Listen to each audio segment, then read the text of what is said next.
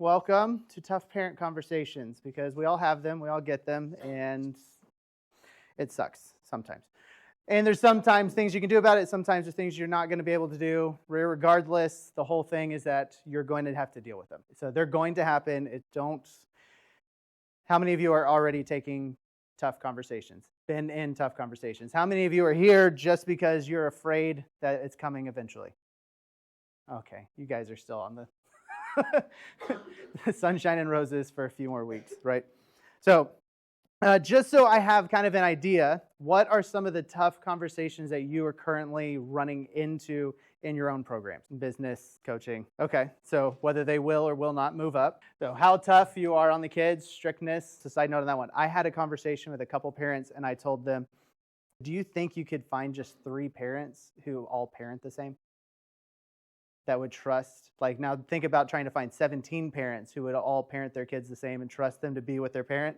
I said, now put that into coaching. Anybody else, other tough things that you're dealing with? No, the toughest thing, like in your particular situation, it's one, trying to smooth things over with, the offended one, trying to communicate with the offender that XY behavior is unacceptable, is not tolerated here, and whatever limitations and like structure you've put in your program to be like, if this continues, adios, right? Like, and remembering that that's part of that conversation is, and yet again, you turn that conversation around. It's like, if we're supposed to be respecting your athlete, if someone was doing something to them, you're going to have to be respecting other people's athletes, that kind of deal. So that's a tough place to be.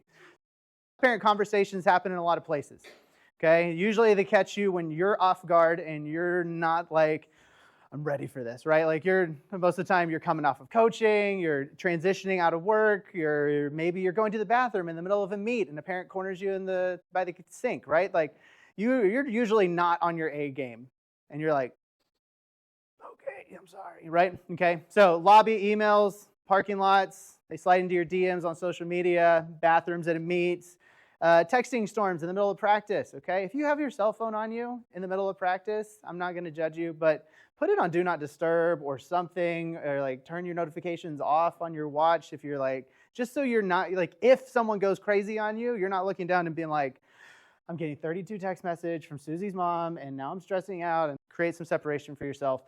Be smart about it, okay? So what now, after you've been approached, after the conversation's been initiated, however that came about, you need to start working through this idea of like, what's going to happen? What's the flow? How can I handle this well? Because our goal today is to make sure that you have the tools, or at least the mentality, to walk into tough conversations, try to diffuse, simmer things down, right? Get past all the crazy emotions, right? And hopefully start working towards some type of solution. At the end of the day, every crazy parent represents at least one tuition-paying child in the building, right? And so there's always going to be that give and take.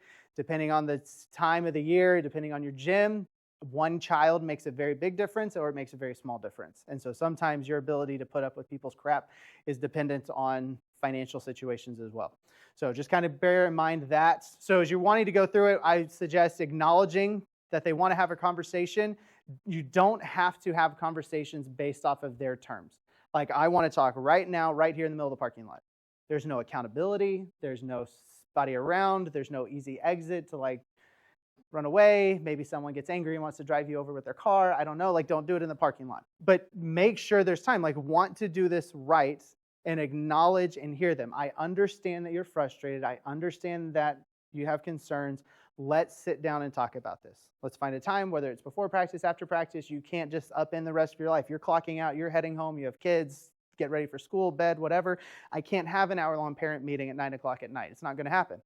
You're going to respect my time, and I'm going to respect you and yours with your child, and we're going to find a time to meet, okay? But you're going to have to set up those boundaries, and that comes also preemptively you setting up good, healthy boundaries in general. If you're not setting up good boundaries with work and coaching, I encourage my staff to never give out their cell phone numbers. There's some of them that still do, but it is not a requirement. It is not a requirement for them to answer emails outside of working hours, right? Like, you need to separate and you need to have that time. So you're setting a place and time, and then depending on the level, difficulty, sensitivity, whatever you want to call it, get someone else in there. Hear me on this. I'm not trying to be malicious. If you reside in the state of Texas, you are in a one-party state as far as recording conversations. Okay, so that means you can record a conversation unless the other person specifically says this conversation cannot be recorded in the state of Texas. I don't know about the rest of you, wherever else you live. That is just a little bit of a safety net sometimes, and I can go into this in a little more detail, but that sometimes if you can't get someone else to be there and not be able to sit in, you just have that voice memo app on your iPhone, you pull that up, you start that before you walk in, the phone is face down on the table, and it's not to blast somebody afterwards, it's not for anything like that, it's for accountability. If you have someone saying something, acting like a lunatic, coming at you like whatever, making accusations, craziness, that's a place of safety that you can go back to and like, no, this person threatened me, or this person did that. You're not using it as a tool or a weapon, but you can use it defensively, right? So if I do have someone else in there and I know a conversation is going to be hot, sometimes I will ask a parent, I said, hey, do you mind if I record this conversation so I can listen to you more and not worry about diligent on taking notes? That usually kind of puts them a little back, like, okay, like if they're saying like, no, you can't, like sometimes there's a reason, but sometimes they're like, it already starts to sometimes cool. Yeah, you have to know your audience, know who you're talking to, but that is a tool in your tool chest. So that's not everything. That's just one thing. Responses over reactions. You guys have probably been taught this in the past. It is quantifiably better for you to be diligent in responding to something than for you to just innately react. Take the time, think about what's going on, get the information. I ask parents like, hey, if they're like emailing, they're like, hey, I need to sit down and we need to meet. Cool. Can you give me some information, some details about what we want to discuss? If there's anything I can look up, research, figure out, find some information on beforehand, so I'm more prepared to have an informed conversation instead of being blindsided. And so response over reaction, make sure you're responding to people, not reacting. When you do finally get into a room and sit down and do it, there's a lot of psychology to just being in a good environment, okay? So not something that's dimly lit seating. So right now, we're in a perfect position for me to be saying things to you, being aggressive. I can be mean, judgmental, whatever you want, and you feel a little bit at ease because you can stand up and you can walk out that door, especially you individuals sitting on the outside of your rows. You feel like you're in a bit of a position of safety and you have a bit of control in this conversation because you can get up and leave whenever you want. And I'm not standing at the door lecturing you. So when you're having a tough conversation, you're technically, as from the business perspective, you're in a position of power and authority, and you're the one who technically has the ability to make their kid no longer be a gymnast at your program. Like you have that authority, or at least visualized from the parent's perspective. So you're in a seat of power in this conversation. And so by putting yourself in my position in this room, where if we're going to go sit down in a conference room and talk, I'm going to sit away from the door. I'm not going to be blocking their way out. I'm going to give them that space, that opportunity, that feeling of freedom and escape that subconsciously makes them feel more comfortable. It may make them feel more comfortable to say lunatic things because they feel less trapped, right? And they can't escape. They can say something really crazy and stupid and they can run out the door. But that puts you in that position of safety. So give them the opportunity. Lighting, I also think, is really good. Brightly lit rooms, just the subconscious mentality of like we're exposing things, we're bringing things into the light, not a dimly lit room. It's just the little things inside your head that make this feel, okay, like I'm not hiding, we're not hiding, we want to deal with it, we want to be honest, okay? Situation, where you're at, what you're doing, it matters. In the moment, how do we respond and not react, okay? If you're talking about when you're first getting that initial conversation, right, you get approached, you need to understand your body language, what you're doing, what you're giving back to them. Don't match energies, okay? Don't do that. I have people who joke about it. Don't do it, okay? You don't need to match their high level, high stress, high whatever. Pause your stance. So physically, what are you doing? How's your body language? Are you being a super aggressive, defensive, like being calm, being in a neutral body position, standing? Pause your face. There's a lot of us who let a lot of our thoughts come out in our facial expressions. So people say things and you're like, oh, God bless, right? And you're saying it all here and you're not helping yourself, okay? So stoic, listen, right? Okay, like I hear you, not like okay? And then pause your mouth, okay? Don't just instantly start running on it, because that'll be a whole point that we get into a little bit later. We culturally want to shut people down, and we want to, like, you said something, no, here's the right thing. No, here's the right thing. People need to feel heard before you can begin walking through that process, okay?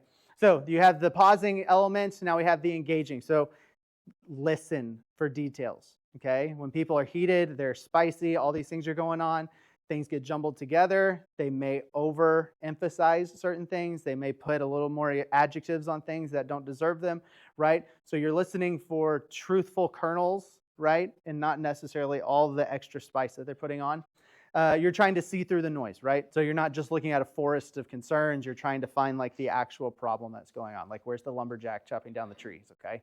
And then that next stage, like I said, once you're starting to move on from that, then you have the witness mediator type person. Intentional location, setting matters. Like, if you have the opportunity to set the stage, set the table, right? You think about it in the gym. Like, if you're going to go work certain skills, I'm going to go to the right place in the gym. I'm going to set up the right stations. Everything's prepared so I have the best possible outcome. Do yourself a favor and try to be proactive in these conversations and everything. Roll into it, setting the stage. Reactions tend to be something that happens, right?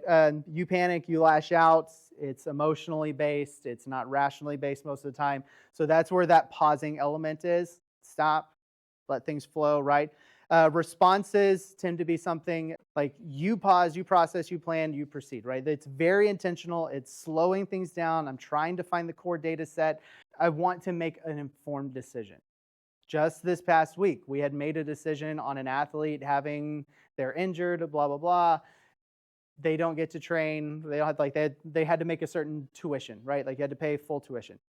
And the parents wanted to meet. And I was just like, on the front end of it, I'm like, I don't want to do this. Like, we've already given them an answer. My accounts people are taking care of it. And we sit down and talk, and I'm hearing and I'm gaining new information about the child and the situation and the rehab process and whatnot that's making me rethink our decision because of the information being provided.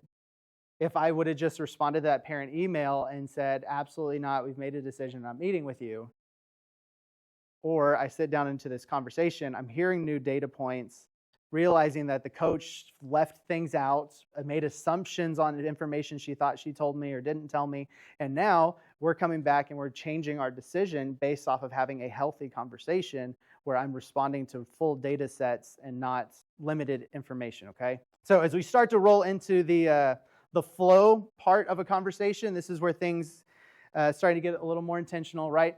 So there's two sides. You have talkers and listeners.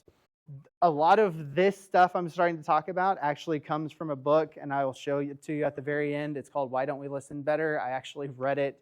I can't remember if it was during my master's work or when my wife and I were going through marriage counseling before we got married. But it's literally about why don't we listen better? How do we have better conversations? How do we be more intentional? And I found that it works everywhere and not just in my marriage. So it's good. The other party is generally not in a mindset to be an equal partner. So whoever is offended, whoever has the offense, whoever's being spicy in that moment is usually not going to be fair. And you have to know that. You know that they're not going to be playing fair. You know that they're not going to be 100% kind. They're not going to be trying to be generous and as understanding. Like, your understanding is that you have to remember that they probably are not fighting fair in this moment. And so they're not going to be that equal partner in a conversation. You're going to have good parents, and you're going to have good conversations. That one I had just this last week I referenced, they came in very calmly, very politely, wanting to ask some questions. They came with more information. They were very generous in how they were speaking with me. That was a fabulous, wonderful conversation. They didn't come in pounding the desk and mom crying and dad being like, I don't understand, like that. And that didn't happen. It was great. I loved it. Like, more of those parent conversations, okay? They came in as more of an equal partner in having a healthy conversation. You're not always going to get that. So you need to be understanding you're the employee of a company. The employee, the owner, you have a position that your paycheck, your livelihood is dependent on. And so the decisions you make and how you deal with people are going to affect that business over the long run. Whether you're having a good reputation within the gymnastics community, you're having a good reputation within your town, that coach is crazy, they don't listen, they don't understand, the owner doesn't care about what the parents think, Like, there's a way of listening to people and making them feel heard and understood without necessarily agreeing with them, okay? And that's a very important line to walk. So the flow, just remembering that there's the talker, the listener. It's not going to be equal footing the whole time. This I like to refer to as the risk assessment, remembering that the parent, especially in our gym environments, they have a lot on the line, okay? So the idea of it being an emotionally charged situation, there's family dynamics, there's the financial commitment. My kid's been in the sport for X amount of time. They're not making the progress. We're investing this money into this. We're hoping for college scholarships. There's all these things spinning around that you may not necessarily be dealing with. And you may not be internalizing the fact that these families may be going through this stress. And on one hand, it's really easy to flippantly be like, yeah, but you chose gymnastics. Your kid can get hurt. Not everybody's guaranteed a scholarship. Good luck. You can be hardened and you can be callous like that, but you have to understand that they aren't always fully educated and they're unrealistic in their expectations. And this is what's kind of going on with a lot of them subconsciously. So that financial commitment, the one-sided perspective, maybe the fantasy, my kid's the absolute best and they're wonderful and they're going to be the next Simone Biles, and they'll be like, no, right? Those things have to be just remembered. Like, you have to be processing that. Let's go into responsibilities of talker versus listener. This is where you're not going to get them playing on the right field. If you are having a healthy conversation internally, like you get to have a good conversation with a staff member, right? Or maybe your spouse or someone who's on an equal playing field, this is what you would expect or would want to expect out of that person. Okay? You're not necessarily going to get this. I got this to a degree just this past week. Thank you, God. Right? But I don't always get this. This is not always a situation where the offended party, the talker, is coming in and they understand their ownership of the conversation. Ownership, like their goal is to their goal should be to share their thoughts, their feelings, their perspectives, to get the information out, to inform the other party of what's going on so things can progress. Now, this is the hard part. They should be doing it without being accusatory, without attacking people personally, without labeling you as a jerk coach who doesn't care about kids and shouldn't be involved in the sport ever again, and without necessarily judging the situation because they don't know all the details. Hopefully, like, this is your ideal, is that they can come in and express the facts that they're aware of, and then you're able to walk through that. Most of the time, you're going to get all of this in a very tough parent conversation, and you have to be thick-skinned enough to hear that and understand that your goal is not to deal with this, but it's to find the facts of the issue and deal with that. If your only focus is dealing with this in that conversation, it is going to end poorly every single time because you're instantly going to jump into a defensive stance and you're not going to want to listen to anything else. You're going to be like, you also don't know what you're talking about and I'm the professional here. And it just devolves.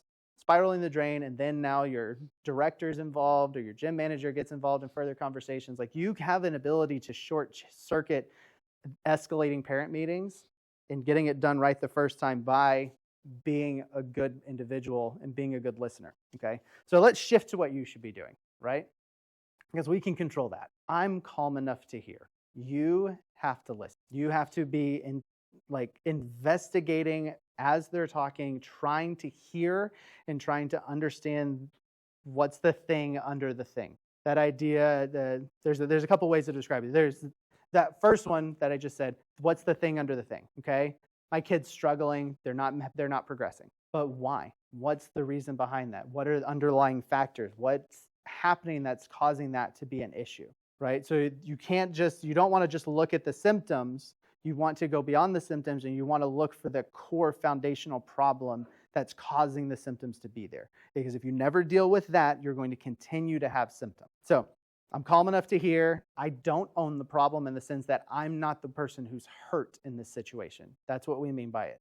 I'm not the person who is offended. I'm the person who has to handle the offense. I'm the person who has to walk this through. I need to find resolution to this. So your goal is to provide a sense of safety in the conversation so individuals can feel heard, that you're giving them understanding, that there's clarity. And as we walk through that, and so the without area is without agreeing, without disagreeing, without advising, and without being defensive. This is just that magic zone of being attentive and listening to someone so they feel like you're actually hearing them, and you don't have to agree. You don't have to just, people are going to impose things on whatever you say, regardless of what you say. Like, so there's what you meant, and then there's how they took it. They're like, yeah, they totally agreed with me. I was like, I didn't say that once, right? But you have to be able to give them that safety and that ability to be heard and to be seen. So the flow, like think about the conversation, everybody's coming in, hey, you guys, thanks for coming to our parent meeting today, right? Like, hi, I'm so-and-so. I've never met you, Dad, because you don't come to the gym unless you're angry, right? You're trying to be gentle. You're trying to work through that. Thank them for being there, because at the end of the day, you want the things to be resolved. You don't want there to be strife. You don't want there to be difficulty. You don't want those things to be hanging over your head. And we're going to touch a little bit of that on the very end as well, on being proactive. You want to give off that sense that you want to fix things, that you care about what goes on with these kids in this program, because I believe that you all do, but you need to be sharing what that means. And you need to kind of start hearing that from you, and not just, well, why don't they understand that I care about their kids? I'm here every day. I'm doing all the things. I've built this gym that barely profits anything, right? Like, you can say all these things and internalize it, but unless you're giving something to them that they can emotionally and like tangibly feed off of, that's where it is. So now you need to start listening. Thank them for be there, sit down, and it's just like, okay, what's wrong? Tell me what's going on. And you let them talk. Like I said, the first thing that most of us want to do is they bring up their first point, and you're like, no, that's not wrong. Like, if we were doing drills that day and nobody was being spotted, your kid's not being ignored, everything's fine, that's probably not the only thing. And if you start jumping on every problem as it comes out of their mouth, they're not going to feel heard. They're going to feel like you're being defensive and you're being attackful. And this is the hardest part. So the first time I'll be honest, I made a mistake a couple of years ago. I had a parent meeting with one of my newer optional coaches, parent meeting with them, and she and I did not have a conversation before the meeting about how I like to do parent meetings. It was the first one we'd done together. And so she got very hurt by the fact that she felt like I wasn't defending her at the beginning of the conversation, because the parents started saying all these things. And for me, I'm going through my process. I want to hear, and I want you to lay everything out there, because then I'm going to restate what I heard. I'm going to say, okay, so you're telling me these are the problems. This is what's going on. So you said this. And I'm giving them the opportunity to say, yes, those are the issues.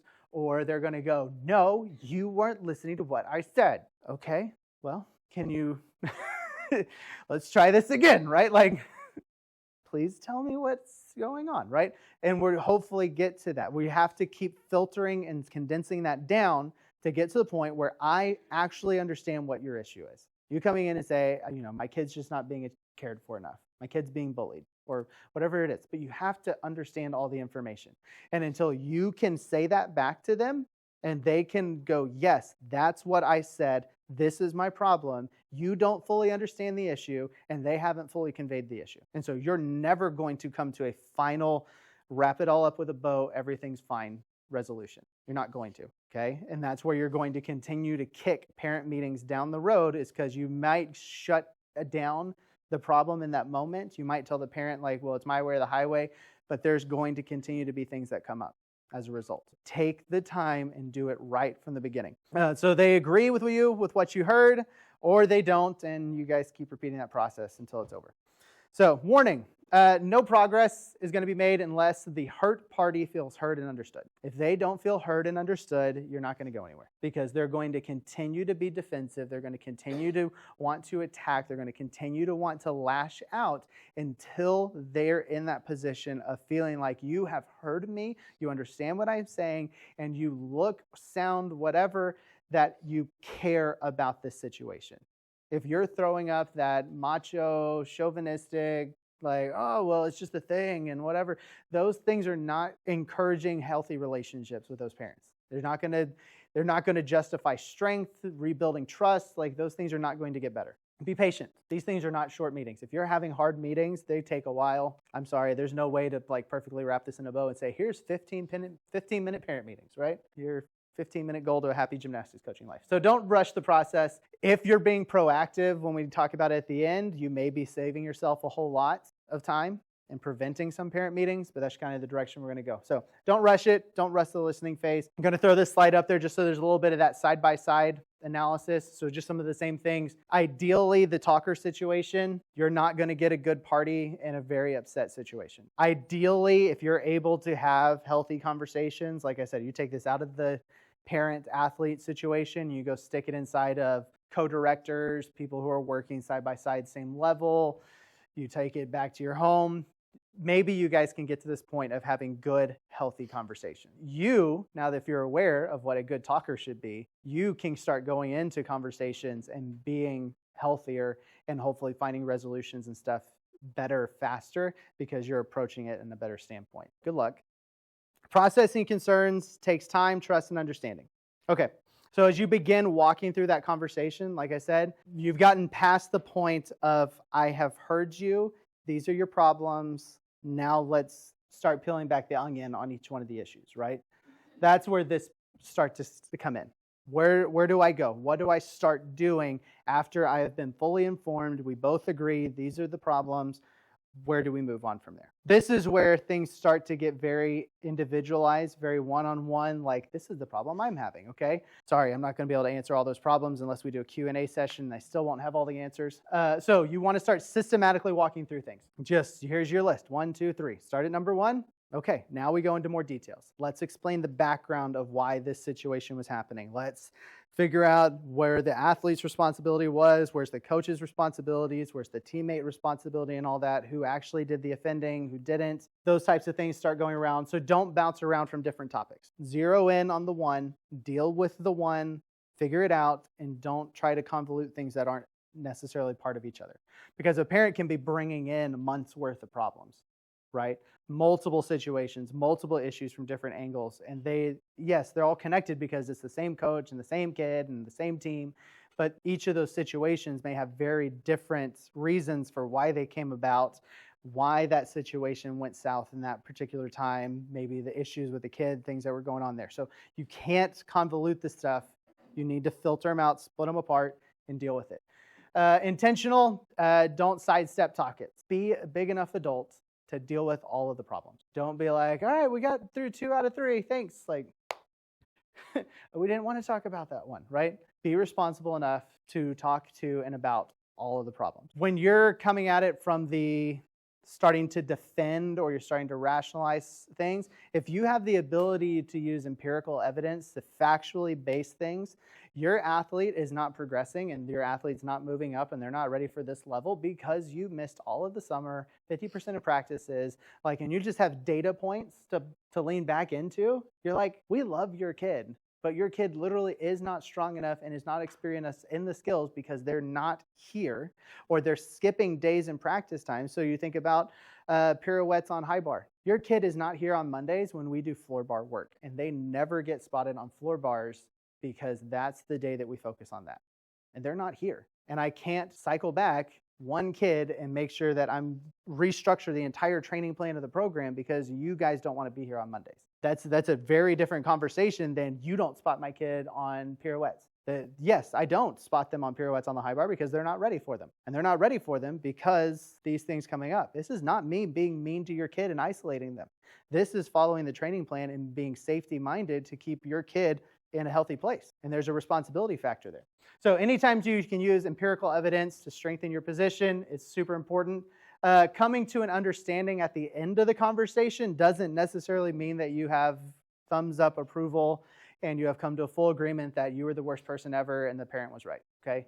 That does not mean what that means, okay? Because parents are wrong at times. Parents are also right at times. When you think about athletes, if I'm not mistaken, from a cognitive standpoint, most kids up until around the age 12 or so internalize things as emotion, right? So instead of saying something along the lines of like, well, you're not doing this very well, they're like, the coach hates me, said mean things, right? Your coach didn't say I hate you. I didn't say you suck at gymnastics. I said you're struggling on your kip, right? And they're struggling in your kip because, and I gave you the examples and I gave you the things and we talked about the drills and we worked through all that. But the kid heard, I'm struggling on this. I suck at this. My coach doesn't like me. I go home, I tell my parent my story about what I remember from an emotional framing, and now the parent hears that. They think you're saying certain things to the athlete that are out of line, inappropriate, you're not being encouraging and loving of the kid, blah, blah, blah, and then they come back and they have a conversation with you. Congratulations, you just played the game of telephone from kindergarten, and we all know how well that went. That's what you're having to delve into. So you're working that situation backwards and coming to an understanding and peeling back the layers. A lot of parents also don't understand that kids only hear things necessarily through an emotional lens for a very long time. And so that's something that they have to process, and that's a hard conversation to have as well. So you can't just go into the conversation, but your kids just hear things as emotions. They're wrong. It's not going to go well either, okay? So you have to understand where you're coming from and the information that you know, and you need to be presenting that in a non-confrontational way. Agreement or approval doesn't have to kind of go in there, but an understanding of where we are and where we're going. So I understand that we've had some issues. I understand that your athlete's not showing up on time. I know, so we go back to the bar pirouettes. I know we're having a problem here. Okay, well, we will do better to coming in on Mondays, and I will make sure that throughout the rest of the week that I have a floor bar station set up for your daughter. I can't always be over there to spot her every time she's working on it, but I will make sure we have a station set up so she can work on that and improve it so we can start working those skills on high bar. So there's an understanding of I can do something in this situation to start fixing it, but I'm not taking full responsibility that your athlete's not ready for doing this. I'm not the bad guy, but I'm also not looking at you and saying, I'm not the bad guy. Like you can't emotionally charge the situation more. Don't match energies. You're an employee. You're getting paid. You're doing a job. You're not the parent of the kid. You don't have to stick all of your emotional, this is who I am eggs into your coaching basket and take offense to everything personally that everyone says. You need to grow up and you need to separate yourself emotionally from what people are saying at times. Okay? When you're young or even when you're old, like if that's the only thing you have and your entire identity is wrapped up in what you do, it is very difficult to separate people accusing you of things and critiquing how you do things and saying, you think I'm a terrible person. And that's a maturity growth thing there, okay? Learning curve, just know that your gut's always going to be to respond and to smash complaints. Like you're fighting that internal animal, right? Like you've been doing it for so long that you just want to smash problems. They're like, oh, that's an issue, and that's wrong, right? You want to be combative in those conversations. You do it with your boyfriend, you do it with your kids, right? Like it's just something you have to work past. Coaches feeling unsupported initially. I told you, I made that mistake a few years ago. I went into that parent conversation. That coach felt totally unsupported. She thought I wasn't defending her, that I was the worst person. I was just sitting there letting the parents beat her up emotionally. She even walked out of the meeting and went and got her director and came in there, and we ended up having a conversation afterwards. And I'm like, I am sorry. And like we had to talk about it and process like, this is how I do things because this is the result we're wanting to get to. I want to support you. I want to back you up, but we have to be patient to go in that. So I made that mistake and I never made that mistake again. I remind my coaches, this is how we do things. We talk about them beforehand. I will sit in on parent conversations, especially when we're like newly kind of promoting people up to be head coaches and stuff. Like they're like, hey, can you sit in on this parent conversation? Sure, anytime. Because I want them to feel supported. I want them to have the conversation. I just want to be there to remind everyone we don't have to yell at each other, right? Like sometimes just the presence of someone else being there can lower the temperature just a little bit. Remember, parents aren't playing by the same rules. That's their child. That's their baby. That's the little tiny human that God gave them that they're responsible for. And the emotions and everything that goes into that is so much deeper and greater. Like you kind of understand it a little bit, but then once you become a parent and you have your own kid and you have to be like Papa Bear, Mama Bear, like you're going to go, oh, that's why the parents were like this, right? Like you'll empathize more when you get to that stage, okay? Patience factor, these are just a couple quotes. To lose patience is to lose the battle. Patience attracts happiness. It brings near what is far. Learning patience can be a difficult experience, but once conquered, you'll find life to be easier. So just the understanding, like when you're going through these conversations, they take time to process and to get through the whole thing. So if you're not willing to be patient to work through the parent conversation, you're not going to find the resolution you want. It's not going to happen. So be patient, take your time. The next thing is the whole proactive standpoint, and that's where you are being very, very intentional to be communicative to parents preemptively. When it comes to team program stuff, you are bare minimum one-on-one parent meeting every year. I don't care, like sometime postseason, middle of off season, something. You need to be having a minimum of one every year. And I'd say a happier, better minimum is probably 2 a year. One in like mid preseason, in the sense of, okay, this is where you're at as an individual. I know we talked about it at the end of season, what our goals were and where we're going to progress, but this is kind of where we are. You need to be having, in my personal opinion, at least 2 parent meetings a year. Okay.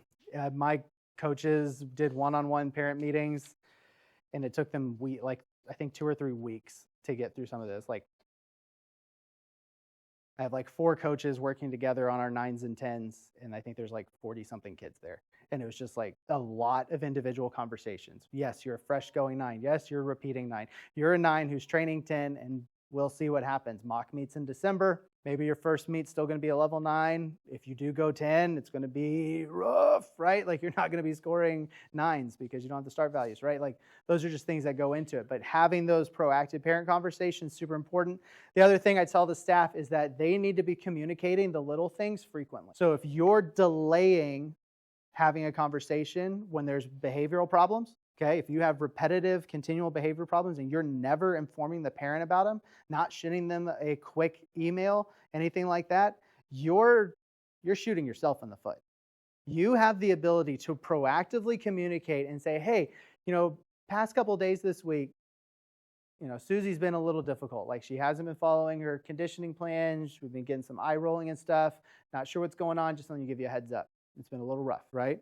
But if you let that go on for a week, 2 weeks, 3 weeks, and then you're like, this kid's terrible, they have a wretched attitude in the gym, and you start coming unglued about it, and you want to kick them out, and then you start having parent meetings, they're like, well, why didn't you tell me? Like, we could have talked about this. We could have gone through this. Maybe the parent can communicate with you that someone died in the family, that there's other external stressors and factors that are contributing to this athlete's behavior in the gym. So if you're not proactively communicating, you're not reaching out to the families, you're not giving them a heads up, you're the problem. You're causing yourself problems. It does not take very long to send a 30-second email of just like, hey, this is what happened. Or, hey, your kid's back's been hurting and they haven't done beam the past 3 days. You turn that into 3 weeks, 4 weeks. Those are issues that you can communicate about early, right? Those are things that you should be communicating on. You should be taking the initial step to cut all that stuff down. Does that make sense? So if you're not taking the time to do that, you're not protecting yourself. And if you want to find peace in the gym and you want your coaching situation to be as peaceful as possible and to have a good, positive relationship with the parents, and I'm not saying friendship, I said positive working relationship, you need to take responsibility for that. That's your job. One of the things that I love to say, I leave it inside every single one of my staff meeting agendas, is I want my staff to be defendable. That's part of your job as an employee, is to be defendable. I need you to be doing your job well enough that I can come to your defense at any time. Because if I can't defend you, that's not my fault. You have personal responsibility to be a good employee, to be a good coach, to be doing the right things, and I want to defend you. I want to have your back. I want to support you. It sounds terrible. I want the parent to be wrong. I don't want you to be wrong. I want them to not understand the situation correctly. I want you to be in the right. I want to defend you, but that is your job. I can't do your job, and I cannot make you defendable. I can hold you accountable. I can talk to you. I can educate you. I can mentor you. I can do all sorts of things, but you have to implement, and you have to be the good employee. That's your job. You have responsibility, and if you're not going to do it, you're going to cause yourself and your management issues. I told you we had a great read.